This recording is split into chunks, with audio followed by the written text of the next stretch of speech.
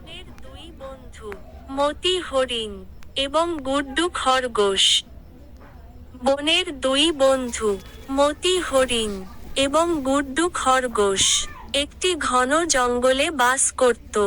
মতি খুব দ্রুত দৌড়াতে পারত, আর গুড্ডু উঁচুতে লাফ দিতে পারদর্শী ছিল।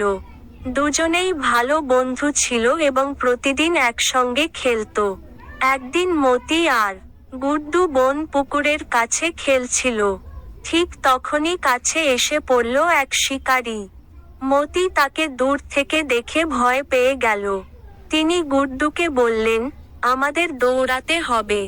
গুড্ডু তাড়াতাড়ি ভেবে বলল, মতি, তুমি দ্রুত দৌড়াতে পারো।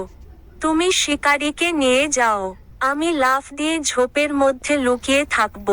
মতি দ্রুত দৌড়ে গিয়ে শিকারীকে উল্টো দিকে নিয়ে গেল, আর গুড্ডু ঝোপের মধ্যে লুকিয়ে পড়ল। শিকারী মতিকে তাড়া করতে লাগল, কিন্তু সে খুব দ্রুত ছিল এবং শীঘ্রই শিকারীকে ফাঁকি দিয়ে পালিয়ে গেল। যখন শিকারী ক্লান্ত হয়ে জঙ্গল ছেড়ে চলে গেল, মতি ফিরে এসে গুড্ডুর সাথে দেখা করল। দুজনেই আনন্দে লাফিয়ে উঠল।